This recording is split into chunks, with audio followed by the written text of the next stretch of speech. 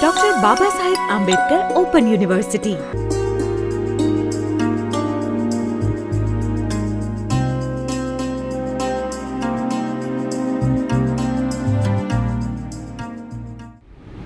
Warm welcome friends again for the virtual classroom lecture. Now let us learn about the basics of accounting and that chapter number 8 related with the ledger accounts.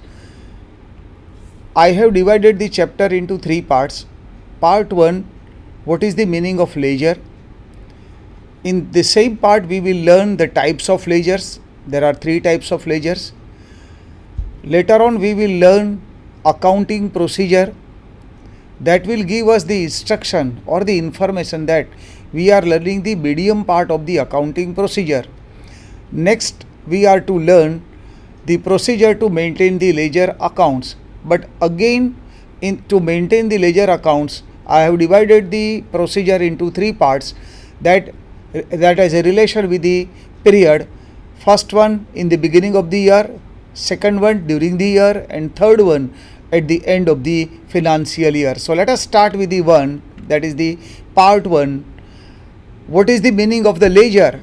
A ledger is the principal book. It is the principal book for recording each and every economical as well as the commercial transactions of account which debits or credits in separate sides or the columns, and a beginning as well as the ending balances for each of the accounts. So it's a principal book in which the opening balance, the transactions made related with the account during the whole financial year will be recorded or will be posted in the account, as well as at the end of the year the accountant will close the account in the ledger and the accountant will calculate either the debit or the credit balance of the account, and with the help of the credit or the debit balances of the accounts at the end of the year the accountant will prepare the trial balance. So next one, again on your slide, on your screen,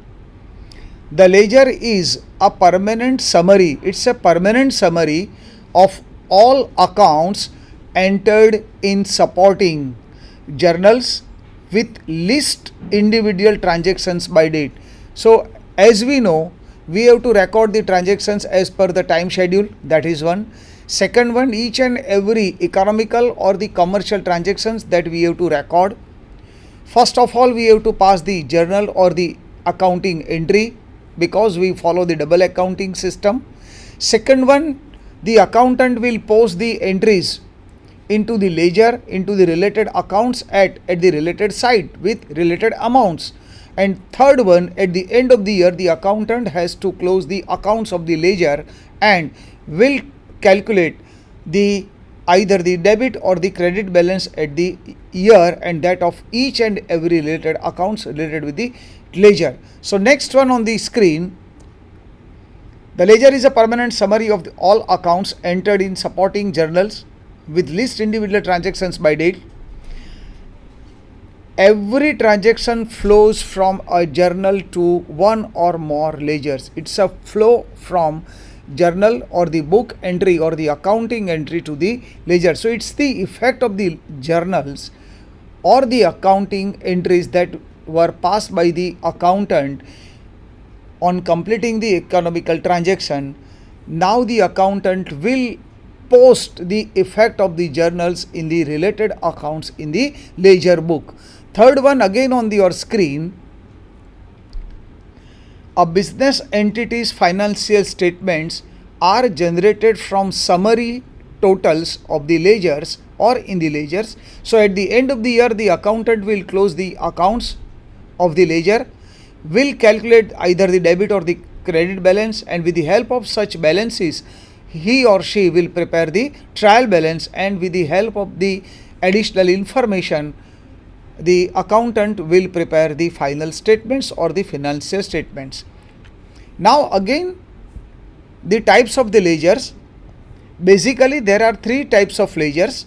First one the sale ledger, second one the purchase ledger, and third one the general ledger.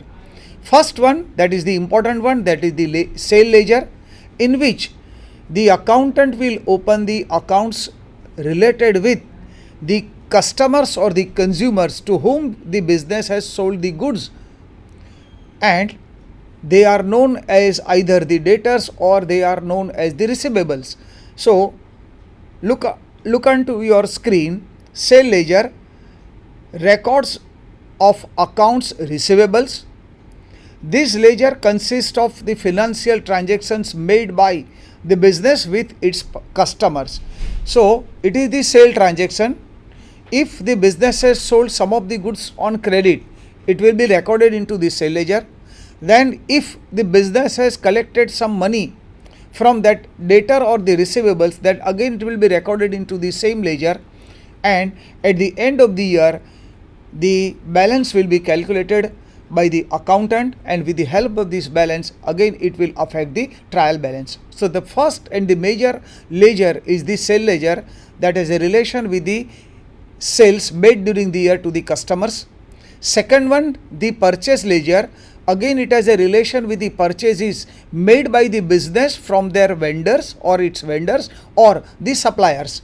So second one, the important ledger is the purchase ledger, that records of accounts for payables for purchases. This ledger consists of the financial transactions made by the business with its suppliers or the vendors.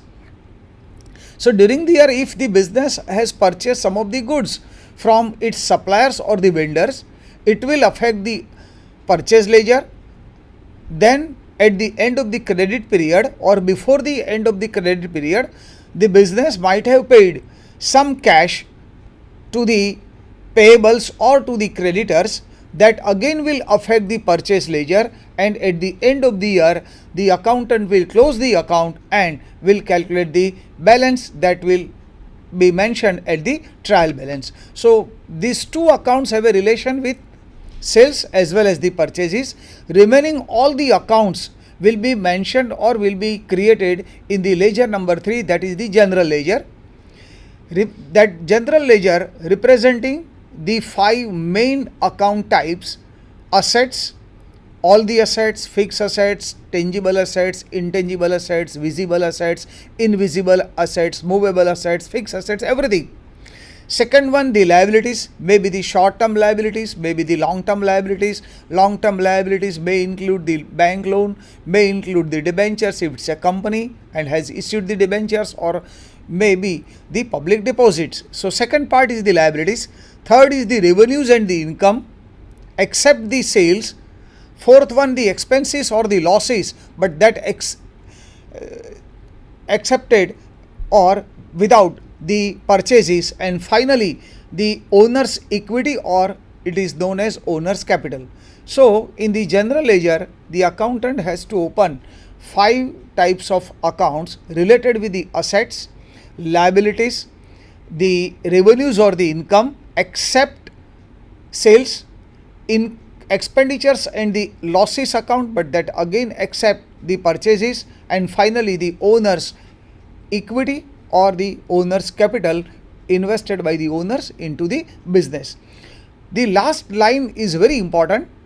For every debit recorded in a ledger, there must be a corresponding credit, so that the debits equal the credits at the trial balance. Then only our trial balance sheet is going to be tallied. Otherwise it will have some different amounts either at the debit side or at the credit side. It will not match with both the sums or the totals of debit as well as the credit side. So this is very important. Again, for every debit recorded in a ledger, there must be a corresponding credit, so that the debits equal the credits at the trial balance. Next slide, accounting procedure. This is very important, that will give us the information that we are at the stage number 2 in the accounting procedure. In the beginning of the financial year, in the ledger, accountant has to open all the accounts with the help of the final balance sheet prepared at the end of the last or the previous financial year. Again, we know that in the financial year, at the end of the financial year, the business has to prepare the profit and loss account as well as the balance sheet. Some may know or may use the word as the final balance sheet, fine. But in the balance sheet or the final balance sheet, we know that at the left side we mention the capital invested by the business or the owner as well as the liabilities of the business, and on the right hand side we mention the assets and the receivables. So in the balance sheet we are having only 4 types of accounts. First one the capital, second one the liabilities, third one the assets, and fourth one the receivables. All such accounts will be opened in the ledger, and the balances mentioned in the last balance sheet will be mentioned as the opening balances for the related account. So if it's the capital account, again we know that it has the credit balance. So accountant in the beginning of the year will open the capital account in the ledger and will mention the capital of the last balance sheet as the opening balance for the current financial year.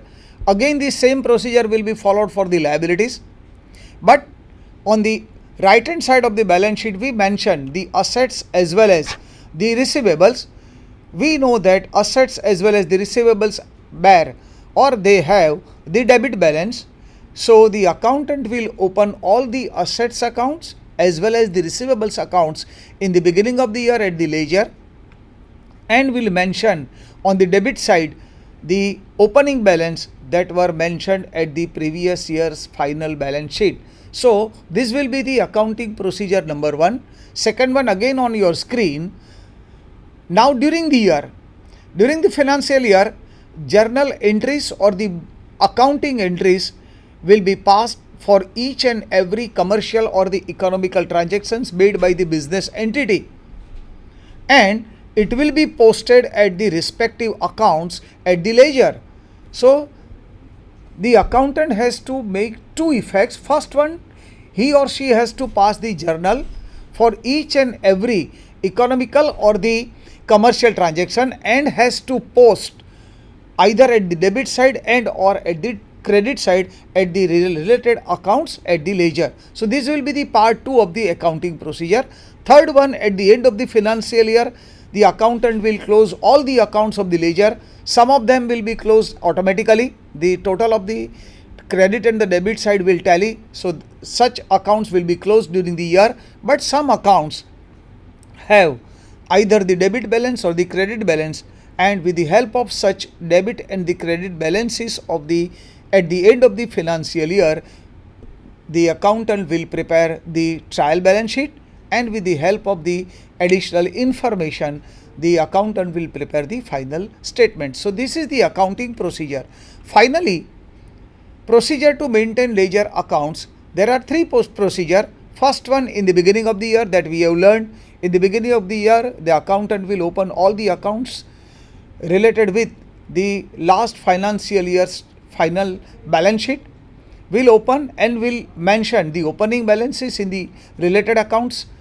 Part 2, that is during the year, the accountant has to post the effects or pass the effects of the journal made during the year in the accounts related with the accounting effect, and at the end of the year, the third part, at the end of the year, the accountant will close all the accounts. So we have learned that in the ledger accounts, the accountant has to mention 3 of the activities during the year, or have to perform 3 of the activities during the year. First one, to open the accounts and has to mention the opening balances mentioned at the last year's closing balance sheet.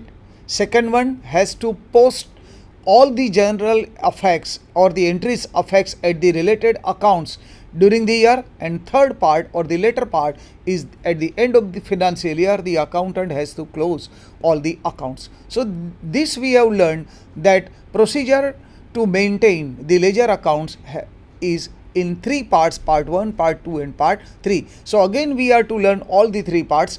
Now we have completed the part 1 of our lecture. Later on we are to learn the part 2. Thank you. Dr. Baba Saheb Ambedkar Open University.